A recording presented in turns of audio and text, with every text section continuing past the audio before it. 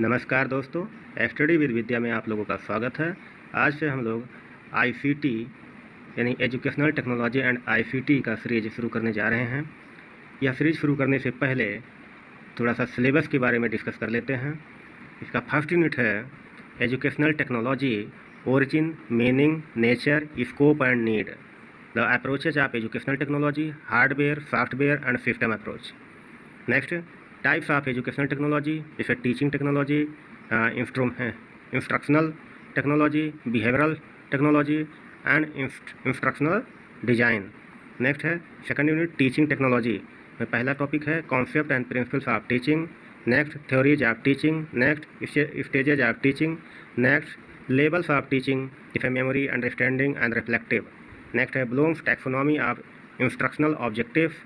Next communication in teaching, जैसे process, classroom approach, basic teaching model, auto instructional approach and teaching skill. Next है project method, constructivist method, problem solving method, seminar, programmed instruction, concept attainment and computer assisted instruction.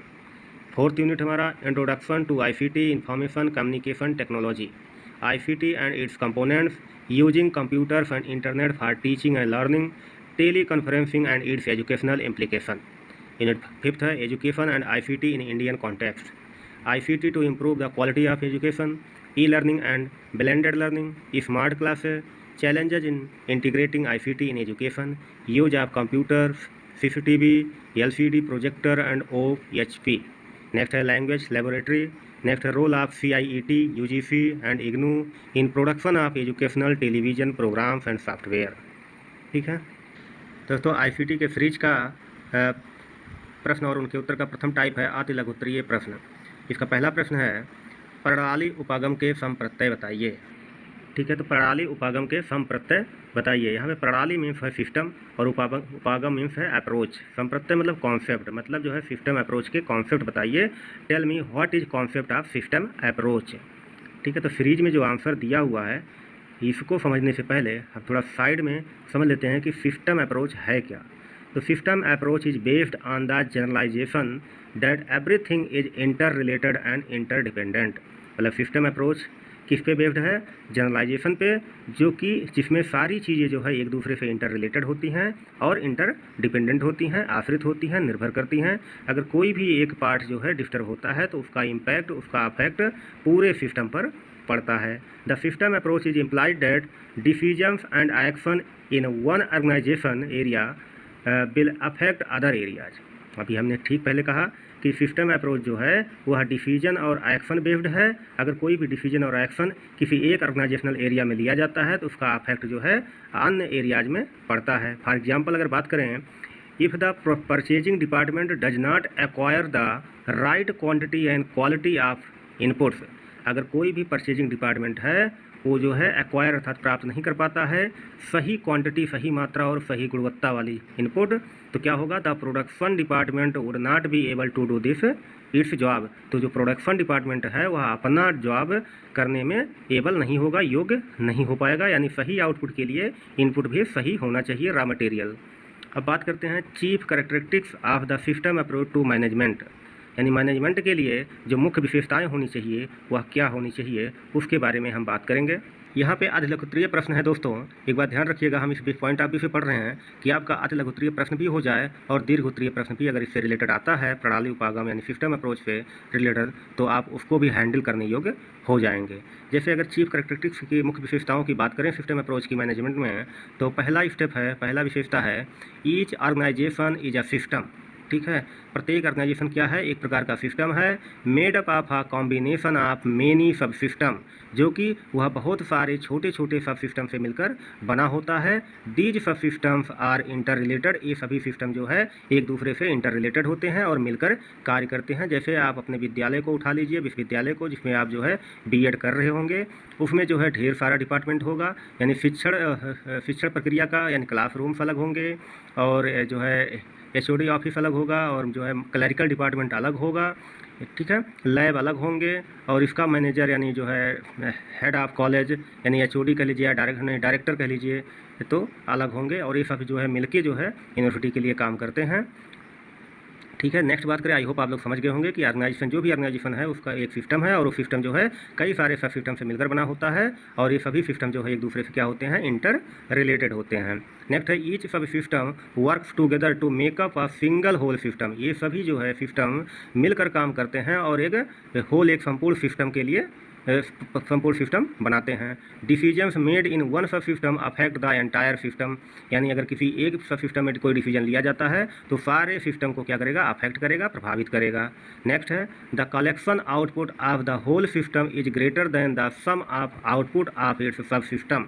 ठीक है, यानी कहने का मतलब है जैसे कि आप ले लीजिए अपना मोबाइल फ़ोन, ठीक है, तो मोबाइल फ़ोन के जितने भी पार्ट्स हैं, अलग अलग पार्ट्स जो है अलग अलग ऑर्गेनाइजेशन क्या करती है, प्रोडक्शन करती है।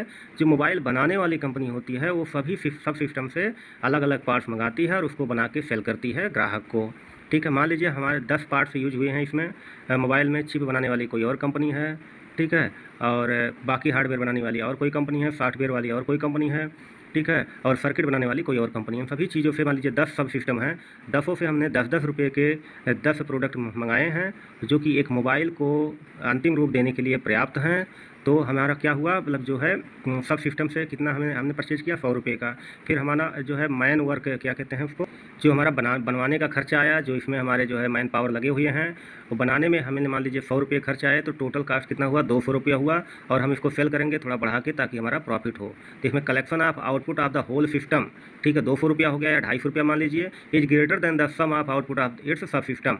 ठीक है, यानी जो सब सिस्टम से हमने कलेक्ट किया था 10-10 रुपये का, 10 सब सिस्टम से हमने परचेज किया था पार्ट्स को मोबाइल के, वो क्या हो गया, लेस हो गया। यानी जो होल सिस्टम का आउटपुट है, कलेक्टिव आउटपुट है, वो ज़्यादा होगा सब सिस्टम के आउटपुट के सम से।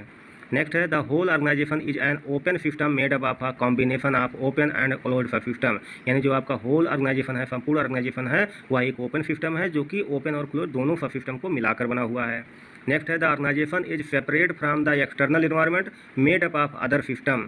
यानी जो आपका ऑर्गेनाइजेशन है वह जो है, जो अदर सिस्टम है आपके सब सिस्टम है, उनके इन्वायरमेंट से वो क्या होता है, सेपरेट होता है, अलग होता है, इंटरनल होता है। तो आई होप थोड़ा बहुत आप लोग जो है सिस्टम अप्रोच समझ पाए होंगे। It is a technique of system, ठीक है, या सिस्टम का ये क्या है, टेक्निक है।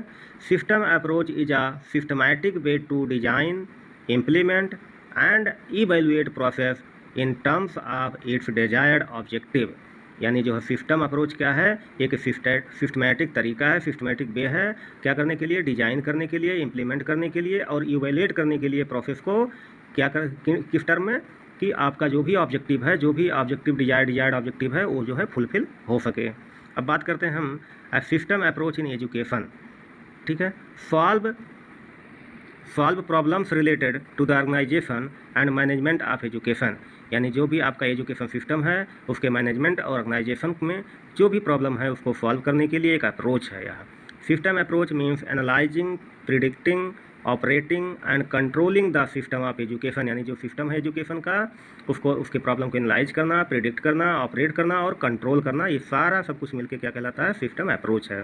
सिस्टम अप्रोच में मुख्य 3 बातें हैं, कौन सी, एक इनपुट, दूसरा प्रोसेस, तीसरा आउटपुट, चौथा एक और है इन्वायरमेंट। ठीक है, तो इनपुट में क्या क्या चीज़ें आती हैं, जैसे एजुकेशनल प्लानर, ठीक है, यानी एजुकेशन का प्लान करना, ठीक है, एजुकेशनल एडमिनिस्ट्रेटर यानी एजुकेशन का एक एडमिनिस्ट्रेटर होगा।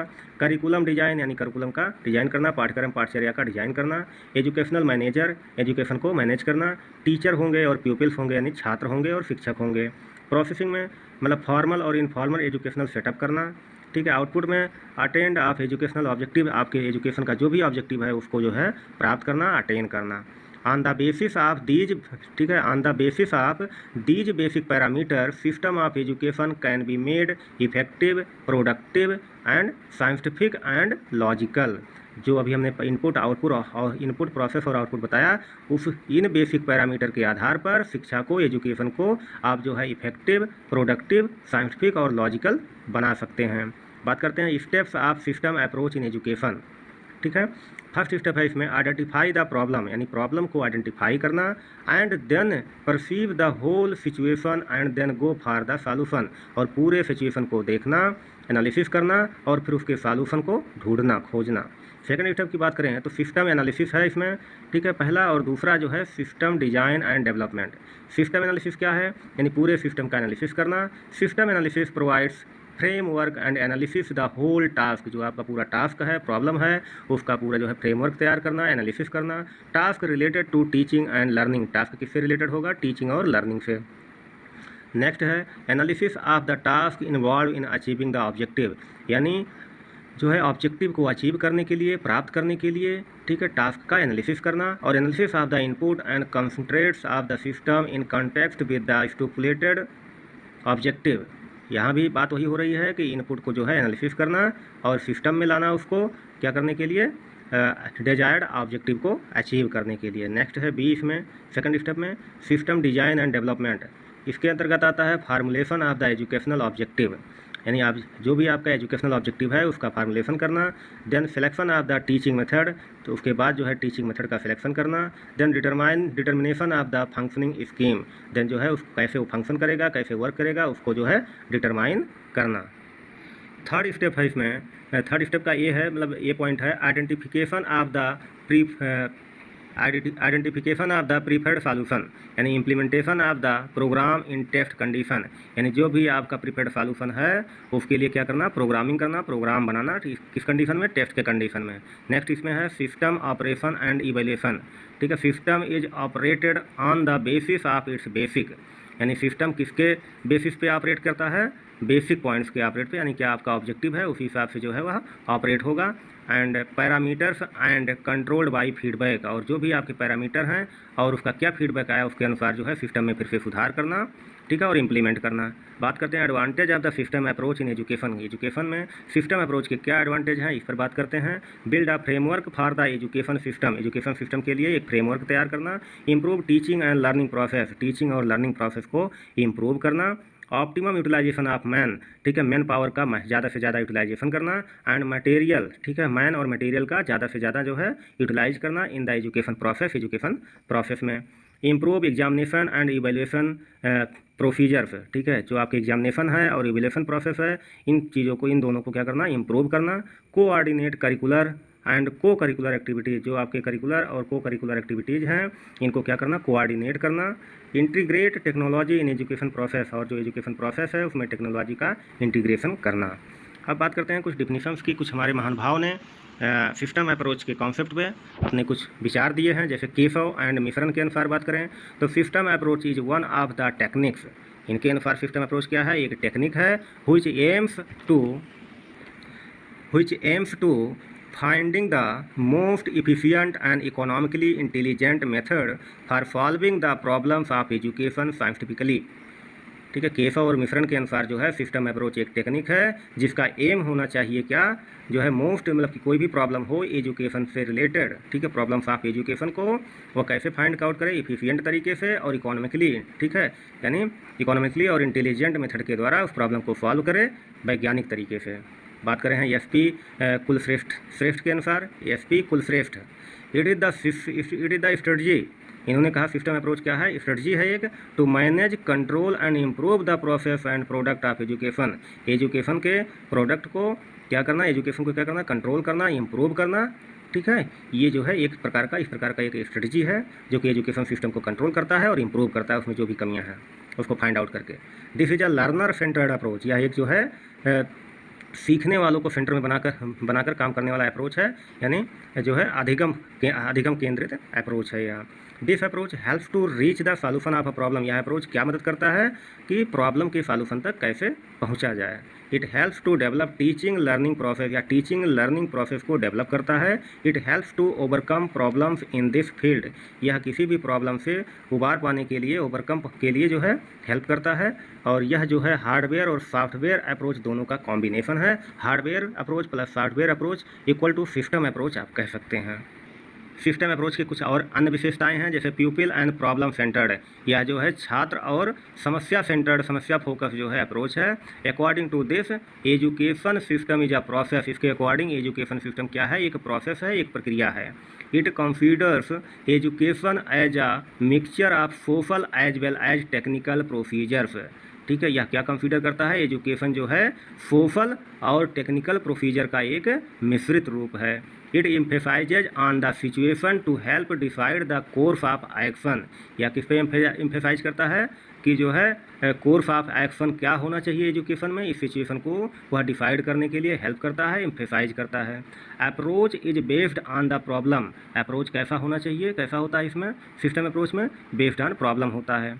The pre knowledge of learner is analyzed and then problem is taken up.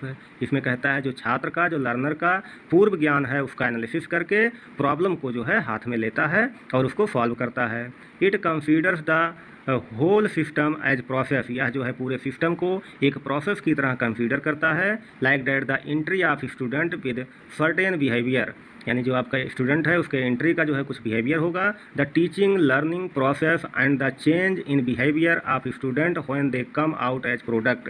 कहने का मतलब जैसे आपका क्लासरूम है, जो स्टूडेंट हैं वो क्या है? इनपुट है, ठीक है, एंट्री ऑफ स्टूडेंट है, ठीक है, और उसमें जो भी प्रक्रिया होती है पठन पाठन की, सीखने सिखाने की, और भी जो है सहायक सामग्री एक्सेट्रा जो भी चीज़ें यूज होती हैं लर्नर को सिखाने के लिए, एंट्री टाइम पे जो उसका सर्टेन बिहेवियर था, जब भी मतलब कि लास्ट स्टेज जब हमारा जो है लर्निंग पठन पाठन की प्रक्रिया समाप्त होती है तो उस एंट्री ऑफ स्टूडेंट के बिहेवियर में चेंज आया कि नहीं आया टीचिंग लर्निंग प्रोसेस के द्वारा, ये जो है आउटपुट यानी प्रोडक्ट के रूप में होता है। जैसे क्लास 6 के बच्चों को हमने एडमिशन लिया कि सर्टेन बिहेवियर के बेसिस पे, उसके बाद उसका जो है 1 साल यानी जो भी टाइम पीरियड है उसके अकॉर्डिंग हमने जो है उसको उनको पढ़ाया, सिखाया, लिखाया और इस योग्य बनाया कि हम नेक्स्ट क्लास यानी 7th क्लास में उनको उस प्रोडक्ट को भेज सकें, ठीक है, उस योग्य बनाना।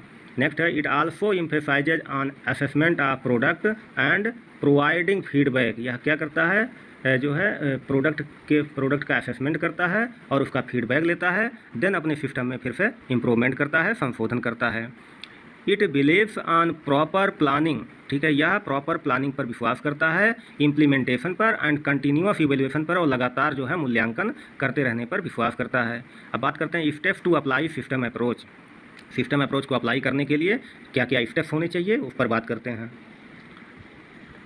ठीक है। फर्स्ट स्टेप है to determine objective keeping in mind, ठीक है, जो भी आपका ऑब्जेक्टिव है अपने माइंड में रखते हुए उसको डिटरमाइन करो। The availability of resources and abilities of student, to determine objectives keeping in mind the availability of resources and ability of student, यानी आपके स्टूडेंट की एबिलिटी क्या है और आपके पास क्या क्या रिसोर्सेज अवेलेबल हैं, इन चीज़ों को ध्यान में रखते हुए, अपने ऑब्जेक्टिव को दिमाग में रखते हुए समस्या का जो है डिटरमाइन करना और खोजना उसका क्या सॉल्यूशन हो सकता है। नेक्स्ट स्टेप है असेसिंग प्रीवियस नॉलेज, ठीक है, assessing previous knowledge status of student, यानी एंट्री बिहेवियर स्टूडेंट क्या क्या है, उसके पूर्व ज्ञान उसका क्या है, उसके स्टेटस को जो है असेस करना, मूल्यांकन करना, जांचना।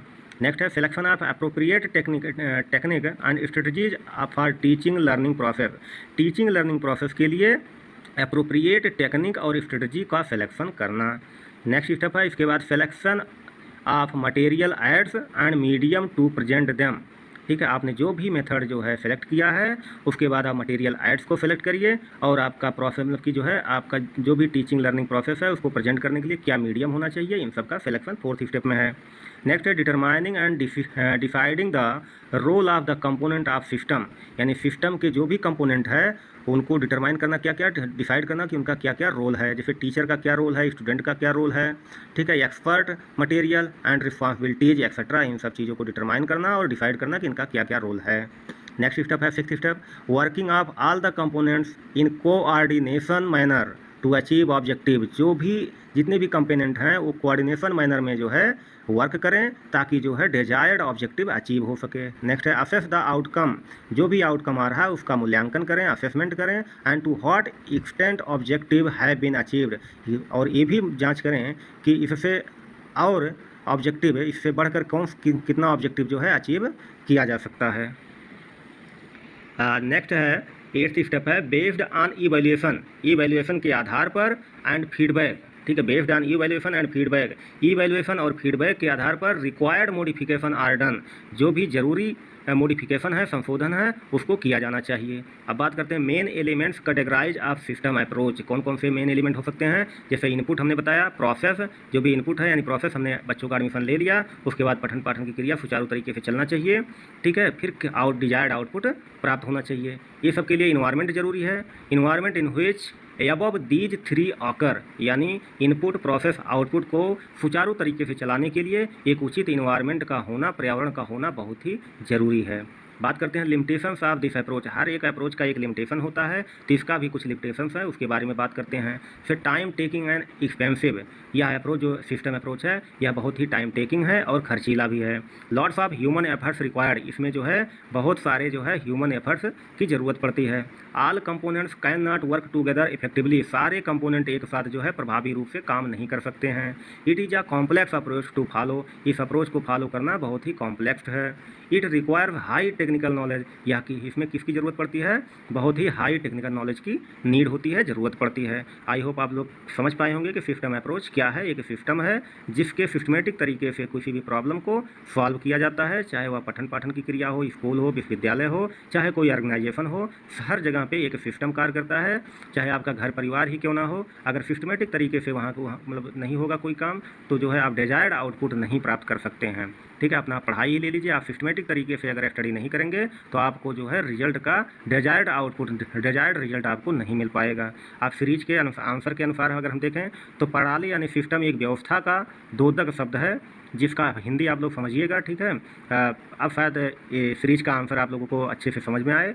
प्रणाली क्या है? एक व्यवस्था का द्योतक शब्द है जिसका अभिप्राय क्रमबद्ध, ठीक है, समग्र के संगठन से होता है। इसमें प्रत्येक भाग का दूसरे भाग से संबंध स्पष्ट होता है। हमने बताया कि इंटर रिलेटेड है और इंटरडिपेंडेंट होता है, और यही संपूर्ण या समग्र का निर्माण करता है। एक विद्वान के अनुसार प्रणाली तो विभिन्न भागों का कुल योग है जो मूल आवश्यकताओं की पूर्ति के लिए स्वतंत्र रूप से किंतु साथ साथ मिलकर कार्य करता है। इन्होंने कहा प्रणाली जो है भिन्न भिन्न भागों का कुल योग होता है। हमने बताया सिस्टम जो है को सिस्टम का कॉम्बिनेशन है, ठीक है, जो मूल आवश्यकताओं की पूर्ति के लिए, जो डिजायर्ड आउटपुट के लिए क्या होता है, स्वतंत्र रूप से काम करता है किंतु साथ साथ मिलकर काम करता है। सारे को सिस्टम एक साथ मिलकर काम करते हैं, तब जाके होल सिस्टम एक सिंगल सिस्टम बनता है। रिचर्ड ए जॉनसन के शब्दों में बात करें तो प्रणाली यानी सिस्टम शब्द का शाब्दिक अर्थ है ऐसी वस्तुओं का योग जो किसी सतत चलने वाली, कंटिन्यूअस चलने वाली अंतः क्रिया या परस्पर आश्रित इंटरडिपेंडेंट एक्शंस द्वारा नियंत्रित यानी कंट्रोल और संचालित होती है।